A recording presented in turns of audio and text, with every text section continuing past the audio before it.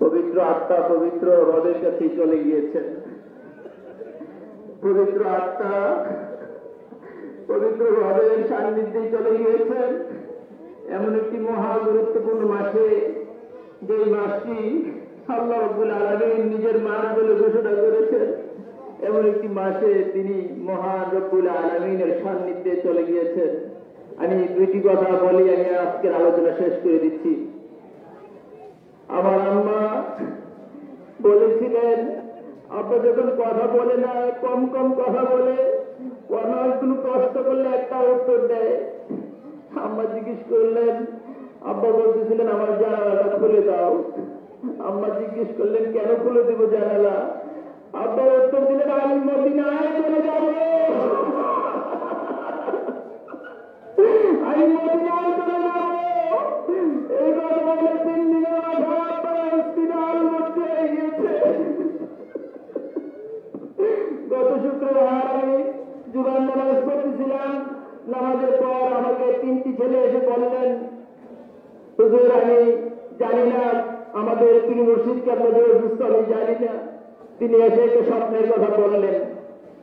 তিনি বলতেছেন, আমি দেখলাম রাতের বেলা গভীরে, বৃহস্পতিবার রাত গভীর আমি স্বপ্নে দেখলাম যে আমার পীর মুর্শিদ কেবলা পুরা দাদা হুজুরের সঙ্গে তিনি হেঁটে যাচ্ছেন।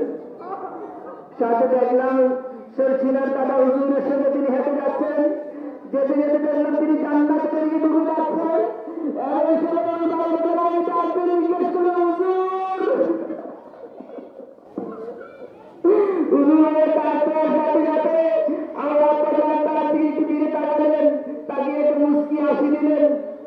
হাসি দিয়ে হাত নাড়িয়ে বললেন পেতে হবে।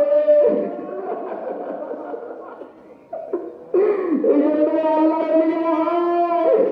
তারা দুনিয়া থেকে মানুষকে বুঝায় আমি এবার করে যাচ্ছি, তোমরা সেই পথে অনুসরণ করো, সেই পথে চলো।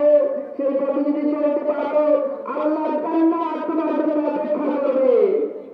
আমরা মদিনার জামাতের লোক, আমরা মদিনার জামাতের সালেহীন সিলসিলার আকীদা অনুযায়ী, বিশ্বাস অনুযায়ী আমরা এই জামাত পরিচালিত হয়।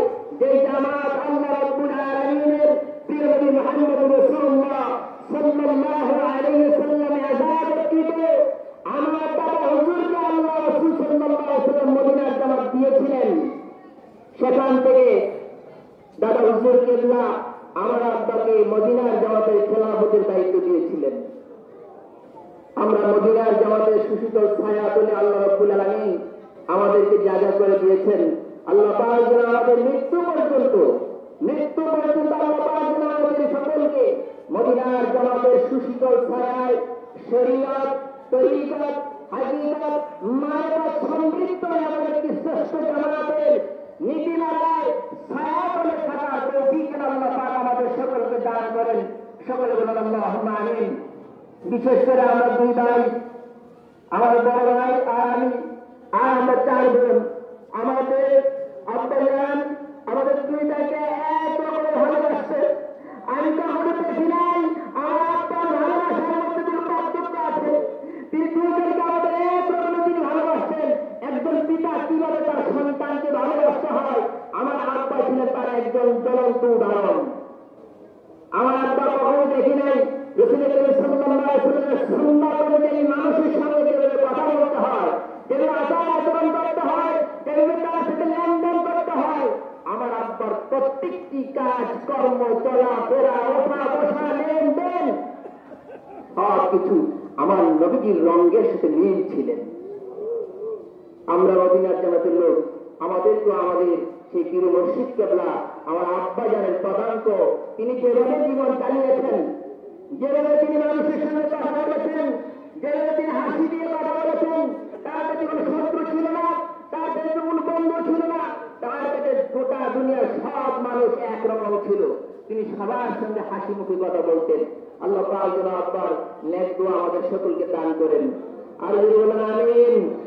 বিশেষ করে সোনাকান্দা দরবার শরীফের পীর মুর্শিদ কেবলা সহ বিভিন্ন দরবারের পীর মুর্শিদ কেবলা এসেছেন, হক্কানি ওলামায়ে কেরাম এসেছেন, হক্কানি আলেম ওলামারা এসেছেন।